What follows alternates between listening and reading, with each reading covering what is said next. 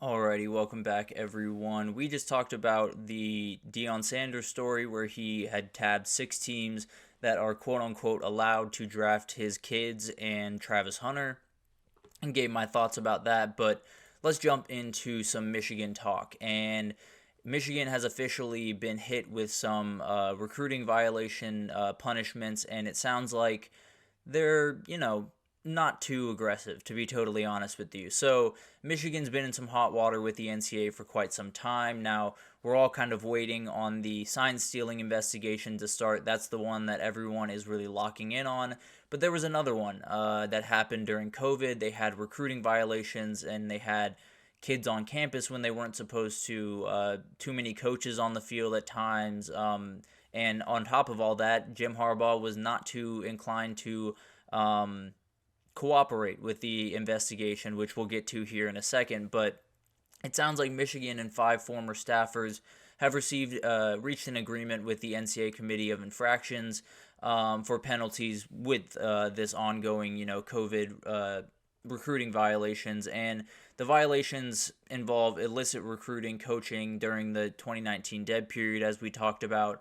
And the notice of allegations came in December from the NCAA. So the NCAA released a statement regarding this, and they kind of zeroed in on a couple of different things. And one of the big things that everyone was kind of unpacking was in this statement, they said that Michigan admitted that one of the coach or the head coach in particular did not.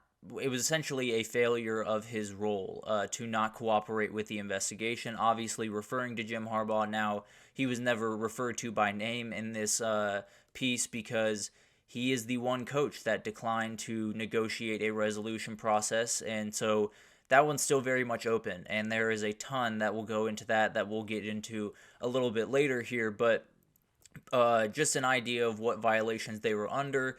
4 level 2 violations regarding staffers, along with a level 1 violation with Jim Harbaugh. So a lot of different stuff going around. Now, I'm not fully sure exactly how aggressive these were, but they were texting during the dead period, had analysts on the field, that type of thing, and we're just not doing the things that the NCAA had asked them to do during that COVID period. That, to be totally honest with you, I wouldn't be surprised if other teams were doing it as well, but not necessarily the point here, I guess. But yeah, we talked about how not cooperating was a failure of the head coaching duties, according to the NCAA, and Michigan agreed to that. So it sounds like Michigan, to be totally honest with you, was just trying to get this done and over with and kind of let this go in the rearview mirror, at least for them, not necessarily for Jim Harbaugh. But the penalties they will be facing is Michigan will serve a 3-year probation. They will have to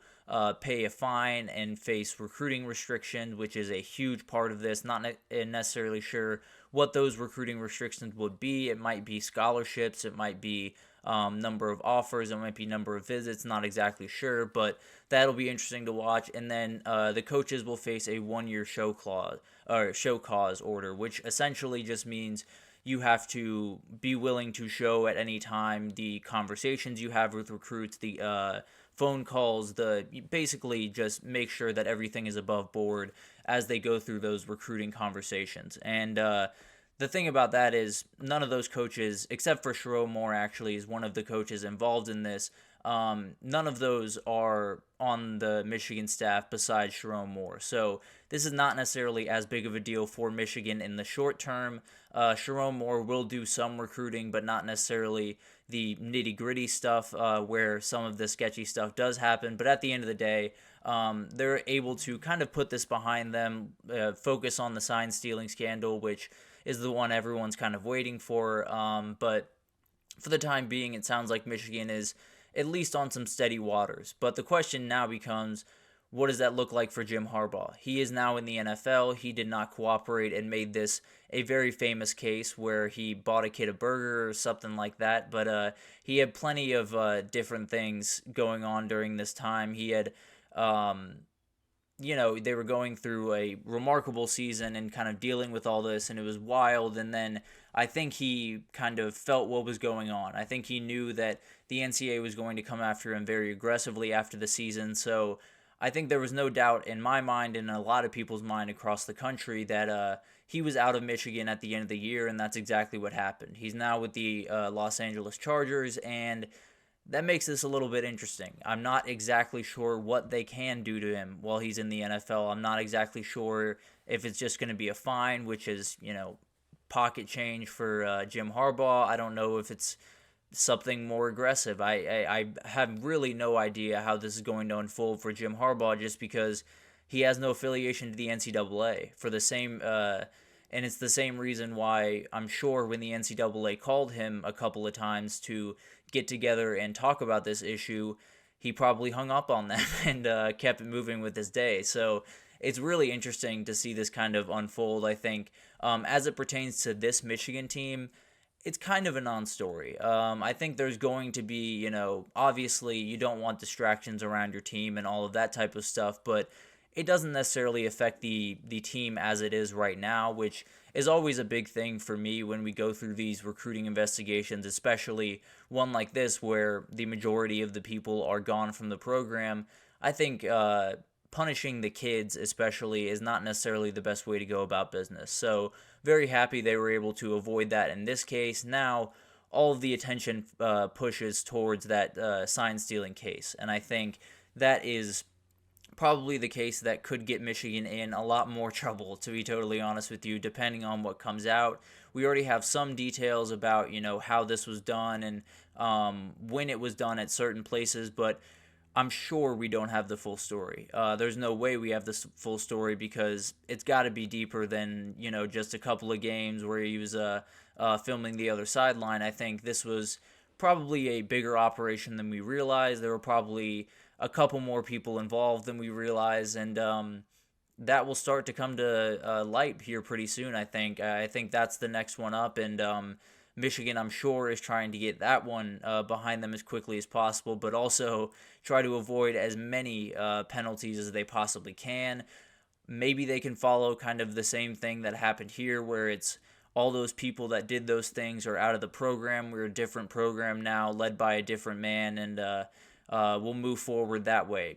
Who knows? Maybe they were able to pull that off. Maybe the NCAA is much more stringent. I don't know. I think if Jim Harbaugh was around, they would be a lot more stringent, to be totally honest with you. I think they are not big fans of Jim Harbaugh around the NCAA offices, and especially with him being so brazen about these couple of allegations, I think they are not very happy with him. But for the time being, I think Michigan's kind of in a spot where it's calm for the time being. It's going to be calm, at least here for a little bit, but there will be plenty of distractions around your team going into summer when they have to be working out on their own, and then into fall camp. There will be plenty around this Michigan team that has nothing to do with football, and it'll really kind of define the way that Sharon Moore is going to look going forward. He's kind of thrown into the fire here in a time where it's never better to be the Michigan head coach and also never worse because of all the craziness happening around him. But at the end of the day, if he can take this in stride, leave all the outside noise out and kind of field a team that is always ready to play the way Michigan has been for the past couple of years, I think people will forget about this pretty quickly, right? Winning heals everything, and that's just kind of the way things work. So it'll be interesting to see how they handle all this. It'll be interesting to see if the sign stealing scandal comes to a head fairly quickly. I'm sure Jim Harbaugh will give them the same response that he gave them on this one, which is pretty much a dial tone. But at the end of the day, there are still plenty of guys to interview. If they get Connor Stallions on a stand, I will be tuning in very closely to see what happens there. But at the end of the day, Michigan's, in a better spot than they were a day ago. I can say that pretty confidently. They left at least one of these things behind them and were able to kind of take the slight step forward that they absolutely needed to do. Now, the big battle is still ahead of them, obviously, but, you'll take the wins where you can get them if you're Michigan right now. So that'll be really interesting to watch. We will keep you updated on all of the happenings there. I'm not even sure if that is fully done with, just because I'm not sure what the recruiting restrictions will be and the details of that case I think still need to be kind of ironed out, but we'll keep you updated on all of the happenings around Michigan and all of their court cases, because there are quite a few. But we're going to take our last break, and when we come back, we're going to talk about the Kansas State Wildcats, do a little Spotlight Wednesday for you, and break down what Avery Johnson and the Wildcats can do in the Big 12 this upcoming year. So stick with us, and we'll be right back with that.